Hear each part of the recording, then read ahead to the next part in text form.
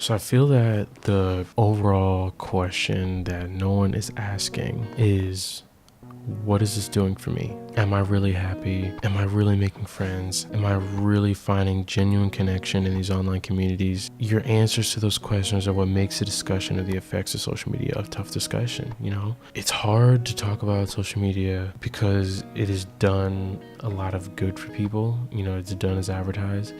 It has freed people, you know, via social activism. It has spread the word like crazy. It has been used as a tool to keep people safe.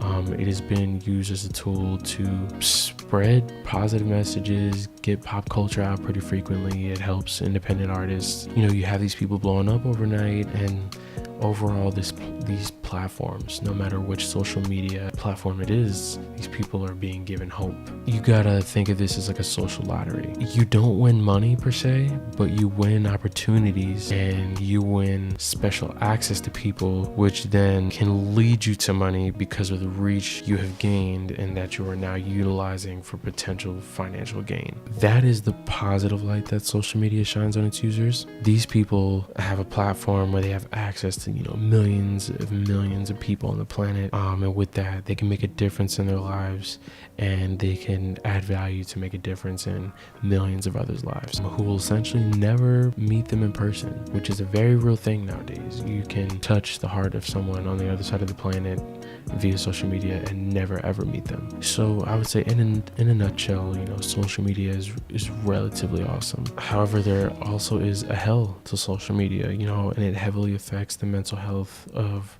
our social media users, whether they be old or young. It's affecting literally everyone.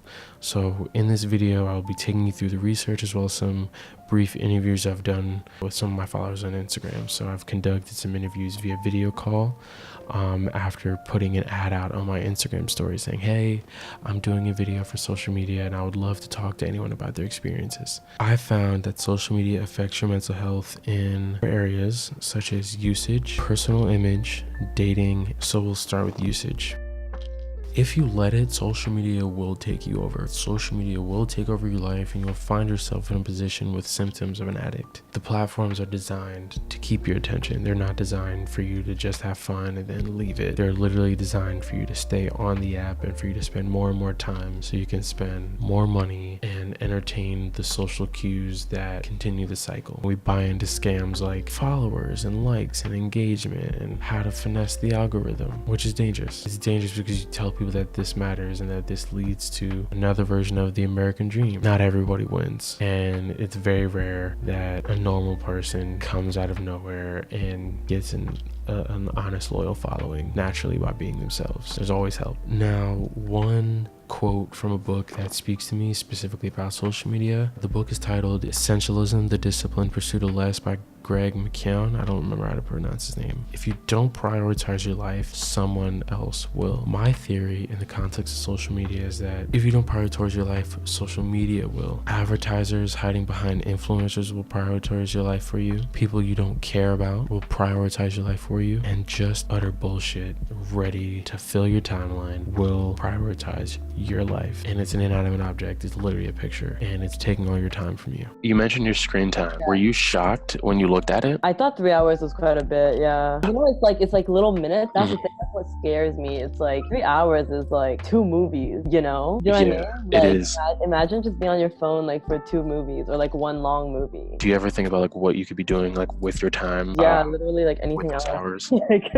Like, all right, if you had to take that time back right now and like use it for something productive, what would you use it for? I would still use it, but I would center what I use it for, like kind of like streamline it. So like, let's say like I want to like talk to a friend, like instead of like texting them like once every like 5 minutes, I just like pick up the phone call, kind of be more like time efficient with that time. And then like probably like do some schoolwork, like just do anything that's like not on my phone kind of thing, draw something, like be outside, just like, yeah.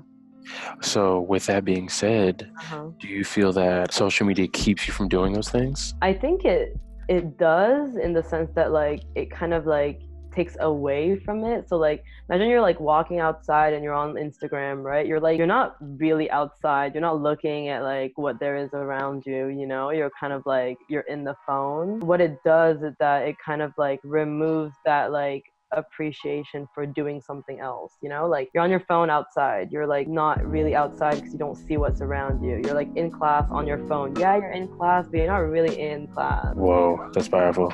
That's what I think. That's what I think it does. I think it kind of like it kind of breaks that link between like what you're doing and where you are, kind of thing. That is so powerful. Like you could be there but not there. Yeah, exactly. While preparing for this video, I had to look at my screen time, and I've got to say I was relatively disappointed with how much time. I wrote it down. It says, I am roughly spending almost 31 hours on my phone a week. Where's my time going? Why am I always exhausted? Why am I always feeling like I need 12 more hours? And it's literally because I essentially have this hidden full-time job. It said that, oh, you're down 21% from last week. I'm like, wow, I'm really on my phone between 30-ish hours a week, almost 40 hours a week. In addition to the time that I spend in class, at work, doing my own projects, hanging out with people, it's a lot. So this means that I average roughly 4 hours and 23 minutes a day. And of this time, I would say that half of the time is spent on platforms such as Instagram and Snapchat. So those are the social media apps that I have on my phone. I do have things like YouTube, Pinterest, and LinkedIn. I pretty much use them as subscribed. I have no usage above like maybe 10 minutes at a time for all of these platforms. You know, I wouldn't consider myself addicted or abusing the purpose of the platform at all. So like Instagram specifically, right? I feel like it's almost like you ever go into a room and forget what you walked in there for? Yeah. Now I feel like I've done that exact same concept except with social media. I'll go on there to do something productive. For example, tattoo inspiration. I'll think, okay, this is so productive. Oh, I'm gonna go do this. But then I might see, I don't know, like an interesting game or like some type of like ad or whatever, or I might click on their story, or I might click on their other posts that have nothing to do with what I got in there in the first place. 45 to 50 minutes later, you know, after I'm like sitting on my bed and I notice, I'm like, yo, Marcus, you've spent about an hour on memes or like just the Explore page, and you don't even remember why you got onto Instagram in the first place to look. It's terrible. That was a great analogy. That was a great analogy for that. Yeah, and like literally, like there's been many times that I'll go into a room, forget what I came in there to get because I'm on my phone, forgetting why I was on my phone in the first place. I will honestly say that I've not experienced anything significant in terms of my personal image because, for one, I don't really post selfies on social media, especially like Instagram, even Snapchat. I don't really send pictures of myself that often. Because of my very direct usage for photography, I feel that my only insecurities are embedded in the lack of engagement that I get from my work. I mean, there's a lot of reasons that I lack engagement, but not because I'm insecure or don't like how I look. It's definitely not. I'm not a selfie guy. It's kind of just work for me. Here are some perspectives from my interviewees. The people that you do know who use Facetune, how often do you think they use it? Do you think they use it for every single picture? Or do they just... Well, the people that I know that use it, I've like overheard / they've told me that they use it for like everything that's like up close. Yeah, because I think you become obsessed with it, you know? Like I just thought of this like at the top of my head. It's kind of like digital plastic surgery. The more you do it, the more you're gonna want to do it. And once you do it once, you can't stop. You know? Have you ever posted a photo and not gotten enough engagement and then took it down? I'm not going to even front you, my guy. I've definitely done that before. I'm not gonna lie to you. I've definitely done that. I'd be like, oh, like, you know, it's crazy with like the algorithm of like Instagram and how like it constantly changes. But like, you know, you post it at a certain time or like it's too late and then you like don't get the likes that you thought you was gonna get because you knew like, on that picture. It's exactly. Like, oh my God, like, you know, yes. I've definitely like taken it down in the past and like, you know, tried to or like taking it down or like, you know, or if I like the picture at first and then go back to like reconsider and like, okay, maybe I really didn't like this picture and then I'll take it down. Or like sometimes if I have like I'll go through my posts on like my Instagram page and just be like, all right, I'm just gonna delete this because like it's like old and I don't want to see it anymore kind of thing. but I like save it for like my memories and stuff. But yeah, I've definitely been guilty of like removing pictures if I don't get enough engagement. A quote from our research resonates with me. It says, visual platforms like Facebook, Instagram, and Snapchat deliver the tools that allow teens to earn approval for their appearance and compare themselves to others. The most vulnerable users, researchers say, are the ones who spend most of their time posting, commenting on, and comparing themselves to photos. One study found that female college students who did this on Facebook were more likely to link their self-worth to their looks. Interestingly, while girls report more body image disturbance and disordered eating than boys, studies have shown that both can be equally damaged by social media. Do the likes or the amount of comments that you get, do you take it as, oh, it's just the algorithm? Like, I feel like some people will take, the lack of engagement as like being inferior. And I personally think that's like, it's not fair to those people. What do you think? I think I'm gonna have to agree with you on the simple fact that I don't think it's fair to internalize that, of the inferiority of like the algorithm of Instagram, because one is always constantly changing. And like, there has been issues in the past with that. And like, I don't think, personally for me, I don't think anyone should take anything personally, for the simple fact that, people are gonna like what they like and people are gonna dislike what they dislike, and that has nothing to do with you. I think first and foremost, like, I know for myself, like, if I post a picture, it's because I like the picture. It's because I genuinely enjoy the picture and I wanted to share it with my friends and followers on Instagram. And, and I wanted to do that, So it's like, I think it's important to keep that in mind. I think, like, especially with like so much going on in terms of like the beauty standards that you talked about, like, I think it's important to like just always be your truest and best self and show up and come as you are, and know that like people will fuck with you for your authenticity and not for like the persona you portray. I know that, that's a lot to say because, we're all actors on a stage, but like, I think coming up as your most authentic self is always important in the spaces that you hold. In the conversation of dating apps or looking for someone via social media, I'm going to be honest and just say I have zero experience, only because like I was lucky enough to be initiated into a relationship before like all the dating apps got really popular, so I never even downloaded it to my phone. However, I'm very interested in how people interact on these platforms and how they treat people. I'm also interested in how they can connect genuinely or just physically. All right, so I saw this meme the other day. This week on Frat House Drama. Uh-oh. The boys are back. You know what they say, sequels are always better than the originals. Bryce and Smith have been kicked off for obvious reasons, but your boy needs a new boo, so I'm on Tinder. Hey boys, guess who just matched with an absolute 10 on Tinder? Oh, nice, congrats, Trent. No, I did. I was the one that matched with Melanie. Oh, nice, you matched with Melanie too? Yeah, I didn't know you had an account. Yeah, I wouldn't really bother with her though, since she's kind of feeling me. Oh. Guess we'll just have to see about that after she reads my bio. What did you put in your bio? Put that I'm 6 foot tall. He's like 5'10 max. Like, what the fuck, dude? Sorry about it. Look, I haven't spoken to Melanie once, but I'm pretty sure I love her and I'm willing to risk my whole friendship with Trent on her. I'm getting this puss, Trent. On God. We'll see. No cap. So, when should I tell them Melanie is my catfish account? And I think about it like, damn, like, all right, well, yeah, like, in that sense, I guess, like, damn, it might be a deal breaker, if a man is like 5'7", 5'8", I guess he's just like an average height. If he's like, like 6'2", 6'3", right? But then on the spectrum of, say, women, right? Mm-hmm. Well, men and women, I feel like specifically like men and women of color. Like, I feel like women specifically like Black women, Asian women, they're part of these like cult-like fetishes, right? And then I've heard so many people, especially like reading online of horror stories, being like, oh, I've never been with, a Black girl before. I've never been with an Asian girl before. And then, people have to have these like gross experiences on these apps where it's like, it's not fun anymore. Like, people are only swiping on me because I just happen to fit their fantasy, and they don't want to talk to me about, my favorite cereal. Like, what the fuck? Right. Exactly. Now, with that being said, have you ever been, fetishized or like, inappropriately communicated with on, these dating apps? Oh yeah, definitely. Like, you know, like being like a dark-skinned Black woman, I feel like people will see my pictures like, oh my God, like I've never been with a Black woman before. Like, oh my God, like, you know, and I've definitely been hit with those like underlying things, and I'm just like, bro, like, you need to relax. And like, I even feel like with like even with my last relationship was like an interracial relationship, and he was like a whole white person, and he was a whole white man. But like, you know, I like really like after the breakup and stuff like that, and after like healing and all the necessary things, I really thought about it. I'm like, you know, I don't think I was valued as a person. I think I was more so fetishized.